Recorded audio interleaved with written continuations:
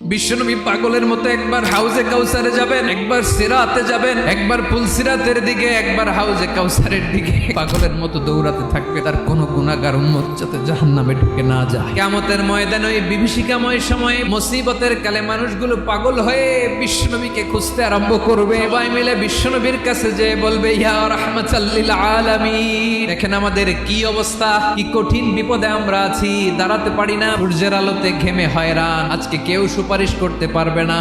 সব নবীরা অপারগতা স্বীকার করেছে, তারা বলেছে আপনি ছাড়া কেউ নাকি আল্লাহর সামনে দাঁড়াতে পারবেন না, আপনি একটু সুপারিশ করেন। বিশ্বনবী মাকামে মাহমুদে যে আল্লাহু আকবার বলে সিজদায় লুটিয়ে পড়বেন, বিশ্বনবী এমন ভাবে অজর দ্বারায় সিজদায় লুটিয়ে পড়ে কাঁদবেন, রব্বুল আলামিনের রহমতের দরিয়ায় জোশ লেগে যাবে। রব্বুল আলামিন এই দৃশ্য থেকে সহ্য করতে পারবেন না। রব্বুল আলামিন বলবেন, ইয়া মুহাম্মদ ইরফা রাসাক, ও নবী আপনি মাথা তোলেন, আপনার কান্না আমি সহ্য করতে পারি না, আজকে আপনি যা যাবেন তাই ওয়াশফা তুশাফা, যার জন্য সুপারিশ করবেন তার সুপারিশ কবুল করে নিন। বিশ্বনবী এবার মাথা তুলবেন, তুলে বলবেন, রব্বি হাবলি উম্মতি, আল্লাহ তুমি আমার গুনাহগার উম্মতকে বাঁচাও।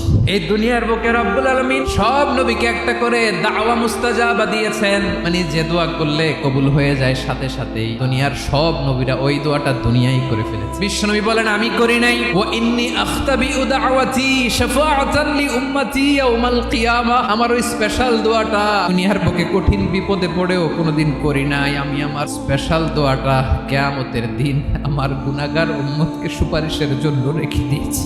আজকে আমি তোমার দরবারে দাঁড়িয়ে কিয়ামতের দিন ওই দোয়াটা করছি। আল্লাহ, আমার যে উম্মতের হৃদয়ে যাররা পরিমাণ ঈমান আছে, আমার একটা উম্মতকেও তুই জাহান্নামে ঢুকাতে পারবা না।